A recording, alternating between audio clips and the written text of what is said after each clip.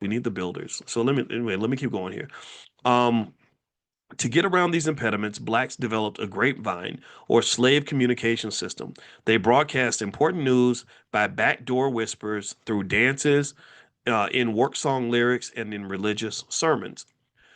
You can run, but you can't hide. Information oftentimes moves so fast that the grapevine was likened to a telegraph system, especially when the word was about the Underground Railroad that carried blacks north to freedom.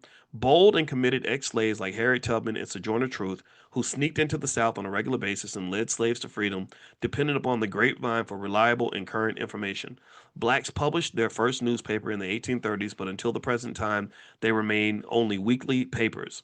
Blacks remain dependent upon white forms of media in order to communicate with other blacks, and that's a huge one. That's I mean there I can't tell you how many people um, assume things about me that are not true based on what the white media said. I'll still never forget when when I told you all about the thing with Lizzo the singer, and I said I don't think you should be promoting obesity to black people because millions of black people are dying from obesity. Like I think you could probably do something else.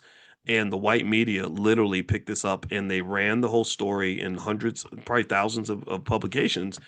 And the angle they took was that I was some sexist patriarch that was trying to oppress a black woman. And I said, no, I got thousands and if not millions of black women who support everything that I just said because Lizzo's misrepresenting the image of the black woman. I don't know a lot of women who want to twerk for a living and and literally get on online and simulate sucking a white man's penis. Like she would do things like that for entertainment value, but it didn't matter. They not one of the publications called me for an interview. Not one of them wanted to know what I was trying to say.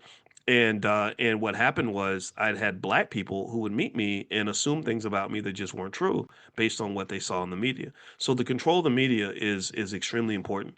Over time, black people have to have media that shares messages that are really going to empower us.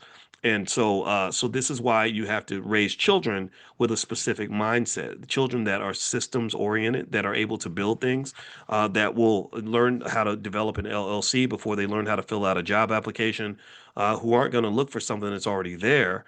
To get on a bandwagon, they're going to be the ones who create the bandwagons. They're going to be ones who create the businesses. And this, in your part in this, is you educate them and you invest for them. If you just buy like literally $100 worth of stock for your child every month from the time that they're a baby, they'll have enough money by 25 where they don't have to work for anybody anymore. Donald Trump's dad did that for him. He gave him 25 million now. A lot that's a big number, but literally every parent could do that for their child. Every parent, not 25 million, but every child, every parent could easily, if you start from birth, every black parent easily could give their child $200,000 by the time they're 25 years old. And a person with $200,000 in their bank account is never going to have to work for anybody. So Calvin, I see you said proper preparation. So I'm gonna say it like this because Calvin's the smartest man in the world. He always says stuff. Our brains are linked. I'm convinced of that. Um, you need reparations for sure, but instead of reparations, you also need preparations. So the white man may or may not give you reparations, but I need you to know: are you giving your children preparations? Are you preparing them for this world? Are you preparing by doing the basic things that are going to get them ready financially? Are you investing for them, buying shares of stock for them? Are you teaching them ownership and how to build and develop and protect capital? Are you preparing them? Because reparations don't mean nothing without preparations. If you get reparations without preparations, all you're gonna do is give the money right back anyway. Because they're gonna train you to spend it like a damn sucker.